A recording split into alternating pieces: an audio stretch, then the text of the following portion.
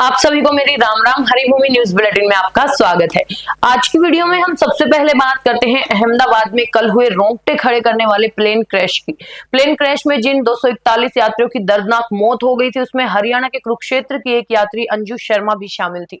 उनकी बेटी निमी लंदन में रहती है, जिससे मिलने के लिए अंजू शर्मा गुजरात के अहमदाबाद से एयर इंडिया के विमान में लंदन जा रही थी, मगर टेक ऑफ के तुरंत बाद प्लेन क्रैश हो गया। अन्य यात्रियों की तरह उनकी भी दर्दनाक मौत हो गई। कुरुक्षेत्र के रामशरण माजरा गांव की अंजू शादी के बाद से गुजरात के वडोदरा में रहती थी। उनके पति की मौत पहले ही हो चुकी थी और अंजू शर्मा के पिता जगदीश भारतीय सेना से रिटायर्ड है, जो ब्रेन हेमरेज के कारण बिस्तर पर है, और उनकी मां भी बीमार है, इसलिए अभी तक अंजू की मौत की खबर दोनों को नहीं दी गई। अंजू शर्मा के चाचा ने बताया कि वो इसी साल फरवरी में कुरुक्षेत्र आई थी और यहाँ अंजू शर्मा खेतों में कई इंस्टा रील्स बनाई थी। अंजू शर्मा की बहन नीलू शर्मा ने बताया कि इस भीषण हादसे से पहले अंजू शर्मा ने अपने इंस्टाग्राम पर हिंदी फिल्मी गीत आदमी एक खिलौना है, रब जो चाहे वही होना है, उसका स्टेटस लगाया था। और रील्स में अंजू किसी पार्क या मैदान जैसी जगह की कार पार्किंग में दिखाई दे रही थी और वो गाने पर लिपसिंग कर हल्का सा डांस करती नजर आ रही थी। अंजू अपनी बेटी से मिलने के लिए उतावली थी और अंजू शर्मा की बहन नीलू शर्मा ने रोते हुए बताया कि किसे पता था कि ये अंजू शर्मा का लास्ट स्टेटस साबित होगा।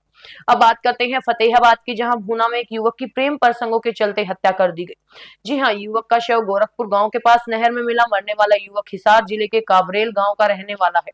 युवक का जिस महिला से प्रेम चल रहा था वो विवाहित और 2 बच्चों की मां थी। पुलिस ने शव नहर से निकलवाकर पोस्टमार्टम के लिए नागरिक अस्पताल में भेज दिया। जानकारी के अनुसार 19 वर्षीय अंकित का भूना में ननिहाल था, इसलिए वहां उसका आना जाना लगा रहता था। इस दौरान उसकी एक विवाहित महिला से जान पहचान हो गई। दोनों के करीब 2 साल से संबंध थे। महिला के 2 बच्चे हैं और वो फिर से गर्भवती है। अंकित महिला से मिलने आया था, जहां उसके पति ने अंकित की हत्या कर शव नहर में फेंक दिया। अंकित 9 जून से लापता था। पुलिस पति की तलाश कर रही है। अब खबर पानीपत से, जहां हैरान कर देने वाला मामला सामने आया है। पानीपत जिले की महादेव कॉलोनी में 17 साल की नाबालिग लड़की अपने परिवार को खाने में नशीला पदार्थ खिलाकर आधी रात को घर से फरार हो गई। परिवार जब सुबह 10 बजे तक नहीं उठा तो पड़ोसियों ने घर जाकर देखा। उस समय परिवार के सभी 3 सदस्य बेसुध हालत में पड़े हुए थे। पड़ोसी ने उठाया और पूछा क्या हुआ, तो पता चला कि परिवार 3 सदस्यों की तबीयत बिगड़ी हुई है।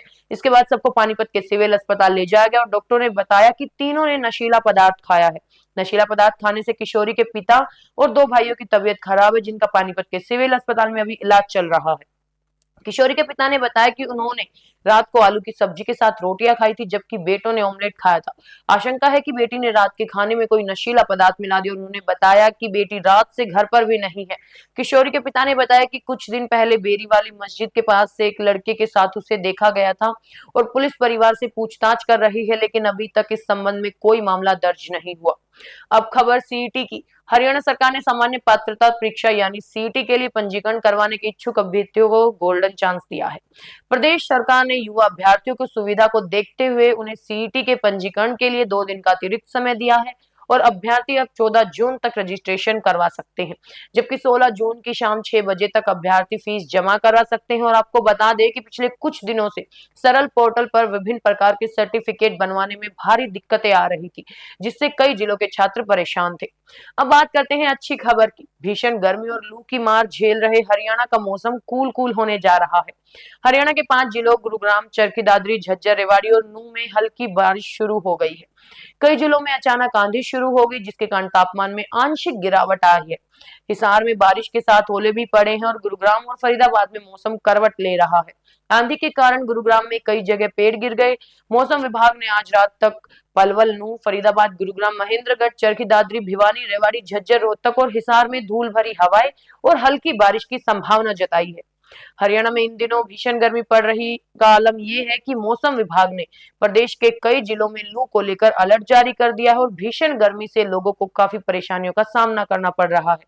इस बीच मौसम विभाग ने राहत की खबर बताई है और मौसम विभाग ने 14 जून को पश्चिमी विक्षोभ एक्टिव होने से बारिश की संभावना जताई है। दरअसल पिछले 4-5 दिनों से पूरे प्रदेश में भीषण गर्मी पड़ रही है। गर्मी के साथ लू चल रही है, इससे लोगों को दिन के साथ ही रात में भी परेशानियों का सामना करना पड़ रहा है। भीषण गर्मी में बिजली कटौती से भी लोग परेशान हैं, साथ ही गर्म हवा चलने से लोगों की दिक्कतें और बढ़ गई है। इन सबके बीच मौसम विभाग ने कल यानी शनिवार से बारिश की संभावना जताई है।